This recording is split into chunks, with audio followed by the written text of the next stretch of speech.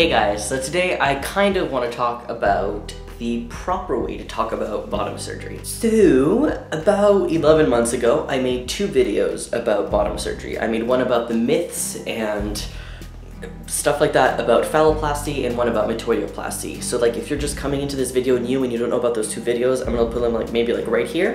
So you can just check those out really quickly, just like browse through them. I basically just talk about how there's a lot of myths going around about these 2 bottom surgeries and how we need to not do that. And yeah, so those 2 videos are super important in understanding what bottom surgery is for trans guys, especially. That's what I'm going to be talking about. But today I want to specifically talk about how to speak about bottom surgery, because I have no idea why, but this it was like fine during the year, and then like it exploded in the last month where like all of this negative information has been happening about bottom surgery all over these trans groups and YouTube and Tumblr, and it just like it freaks me out. And I don't like when people bash like bottom surgery, because I mean a lot of people have bottom surgery even though you don't know that, and it kind of hurts the person's feelings when you talk shit about bottom surgery. So I just want to talk to you about what's the appropriate way to talk about bottom surgery, especially if you don't want bottom surgery, and if you don't like bottom surgery, and if you don't like the techniques that are currently available and the options. There's still a proper way for you to be able to talk about bottom surgery. And I'm not telling you what to do, I'm just saying that it kind of hurts people's feelings that have bottom surgery when you talk about bottom surgery in a negative way. So, as we stand, I'm not going to go through like the whole history of bottom surgery, but right now there are 2 main bottom surgeries for trans guys. There's phalloplasty, where they usually take a donor site, so usually the arm, the leg, some take it from the side, the butt. There's so many places that you can take the skin from, and that's where they create the phallus and blah blah blah. The dick will not get hard on its own, but you can get a pump, which is great, a pump like an erection device, and it looks fantastic in my opinion. That's my opinion. Now, the reason why I think a lot of people have misconceptions about phalloplasty is because they only see pictures of stage 1. Most phalloplasty has more than stage 1. They have stage 1 and 2, some have 3 stages in phalloplasty. So it's understandable that some people would think that phalloplasty isn't nice or great if they've only seen stage 1, because stage 1 could just look like a tube of skin, because it's not like, it's just trying to make sure that it doesn't reject to the body, and there's no contouring of the gland, which is called, I think, glandplasty, which is like done usually at the end.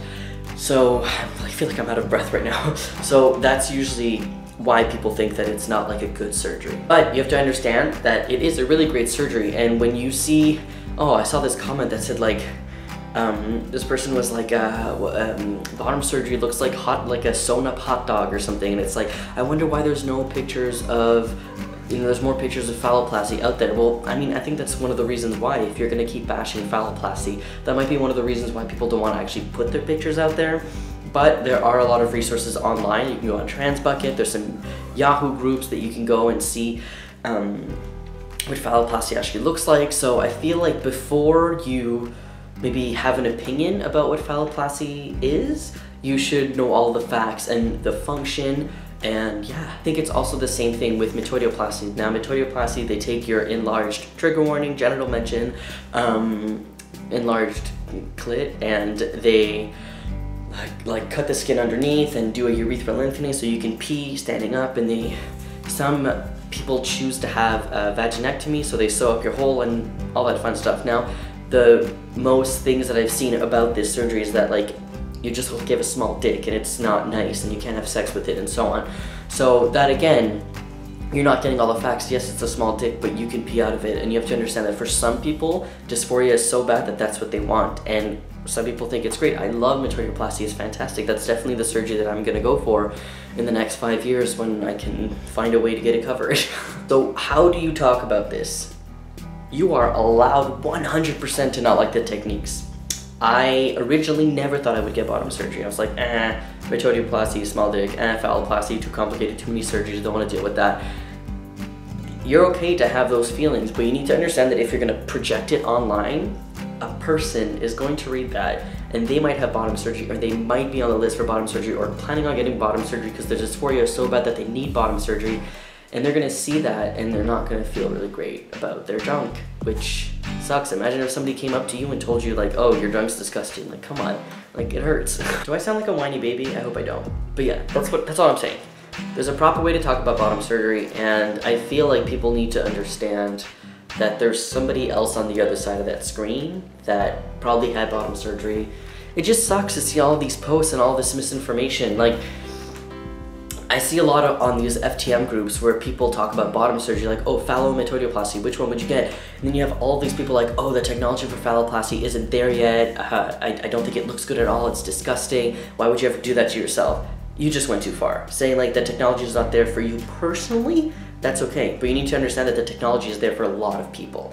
A lot of people, honestly, I would love to have Phalloplasty. I'm just really scared of the urethra lengthening, only because I've had like really bad experiences with catheters and hospitals and so on. So maybe in a couple of years I'll be able to have that mindset, but like right now, the urethra failing is like the biggest fear that I have, especially because of all of the hospital stuff that I've gone through. So, but I'm not bashing it. I think it's fantastic.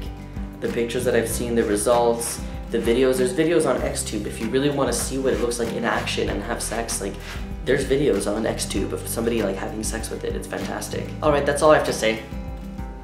Don't really know what else to say. I just wanted to, I don't know, I just kind of want to be like, yo, you're saying stuff wrong about bottom surgery. If you want some really fantastic information written by somebody who is like trans and you trust their opinions, my very close friend Skylar is planning on having bottom surgery in the next, I don't know, let's say 10 years, because it's expensive. And he has written some fantastic things about Phalloplasty, and I would definitely recommend that you check that out. And I would recommend that you check out those 2 videos that I made about the myth of bottom surgery and Phalloplasty and Metoidioplasty, because those are really great. And that's it, that's all I have to say. And if you, I don't know, I don't think this is gonna change anybody's like way of talking about Phalloplasty. I just want it to be, or Metoidioplasty, I just want it to be like, yo, let's not talk shit about bottom surgery because people have bottom surgery. All right, have a great week.